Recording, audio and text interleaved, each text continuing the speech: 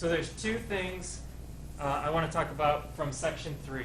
Okay, I want to talk about metallic bonding, and I want to talk about alloys. So go ahead and write those two things down. The first thing is metallic bonding. The biggest thing you need to know with that is it's called a sea of electrons, and I'm going to show you why. Okay, so if we have metallic bonding, obviously we're talking about a metal. So let's say we're talking about copper. And here's our sample of copper. Okay, so all of the atoms are the same. We know that metals form positive ions. They lose electrons.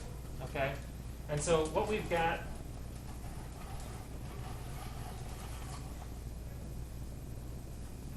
are we have ions that are close to each other, and they're so close to each other that their energy levels will overlap. So we know that there's electrons within each of these energy levels. Well, what happens is the electrons from one energy level will actually jump over and go into another energy level for a corresponding ion next door.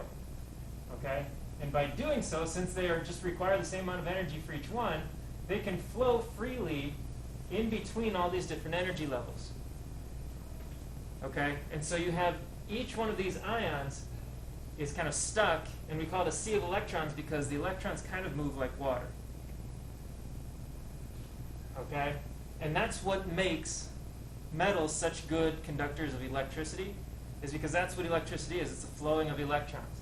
And so if these electrons can bounce between the energy levels of different atoms, okay, that will allow for these electrons to go anywhere. So now if this atom, say let's here, if this one loses an electron from somewhere, another electron can come in and take its place. So these electrons are just kind of strewn about all over the place, and they just move in between each one of those ions.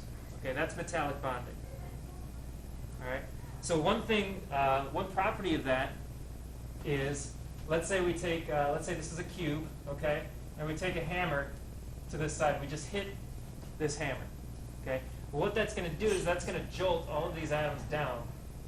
All right. So maybe they each move down one spot. Well, that doesn't really change a whole lot, right?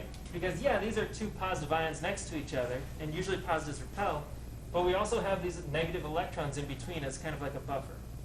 And so really all that's going to do is just shift everything down. Nothing else is going to happen. And on the macro scale of it, you're just going to have a dent. Okay? Whereas if you look at something like table salt,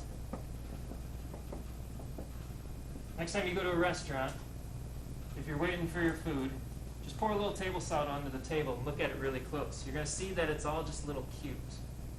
Okay? And if you crush it at all, they turn into even smaller cubes. The reason being, here we have our positive sodium ions and our negative chlorine ions next to each other, right?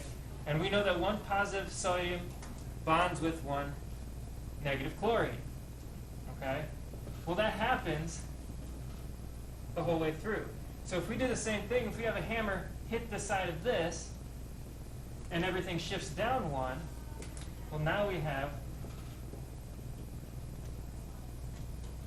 positive and positive next to each other, and negative next to each other with no buffer in between like we have here. And so that's when we have what's called a fracture, or it just really breaks off. Okay, so that's why if you take a piece of salt and you crush it, it's going to break into little smaller pieces. Okay? If you hit a piece of metal, it's just going to make a dent.